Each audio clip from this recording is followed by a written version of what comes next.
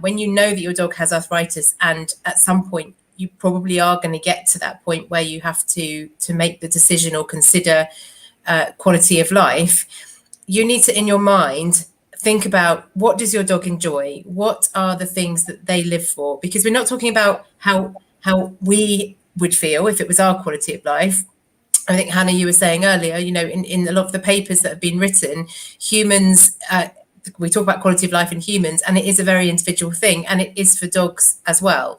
And it will vary, and we can't put onto them what we think it should be. So you have to kind of look at your own dog, see what their things are, and choose 3 or 4, 5, whatever levels of things that they do. So say for a dog, socially, how it likes to interact with people. If it's a dog that does not like interacting with people, you don't use that one to measure.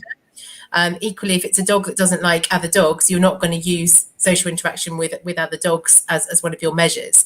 So it's really identifying quite early on what you're going to be looking at to monitor your own pet's quality of life. And this applies to cats as well as dogs, doesn't it, really, or any pet that you have.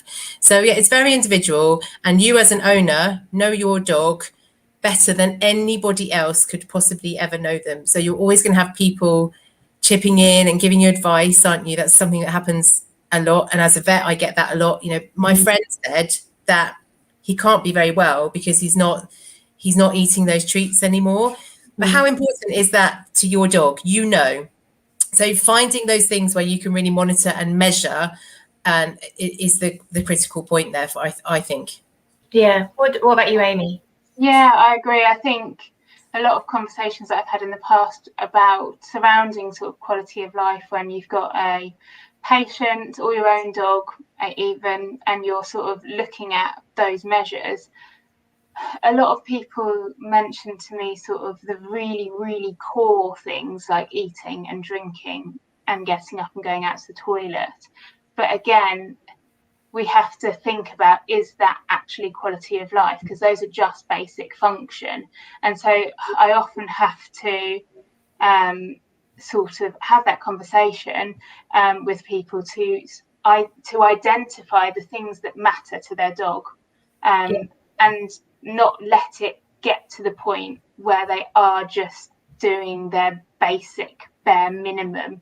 And so I think a really good term is Zoe Belshaw, in her work, she brings it down to a real crude term which she feels is almost a bit too simplistic, but it really holds truth. It's just, are they happy anymore? Or are they existing? And I think when we rely on, can they still toilet, can they still eat, can they still drink, is that more existing?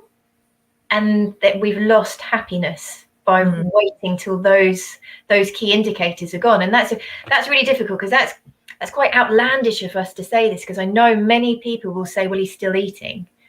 And that's a nice black and white. It's a boundary, isn't it? It's a really comfortable, no, nothing's comfortable, but it's a clear boundary. And now we're throwing into the mix the subjective happiness. But I think it does have to be talked about, because I've had a few euthanasias where I know that I felt this should have been done a long time ago.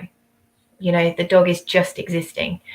So I think that's a key one. I think now I'm just going to go a little bit academic on everybody and read what the definition of quality of life is, so people actually realize why this conversation is really difficult.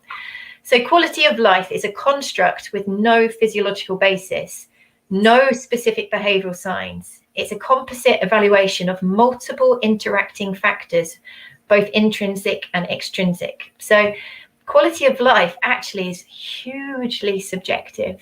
And as Nicki was saying, it's very individual for the animal, and it's also very individual for the person interpreting it.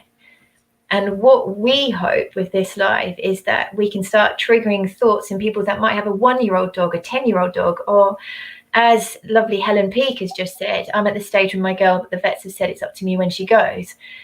We do need to talk about it so we can get those boundaries in our head, rather than waiting for those coping existing endpoints.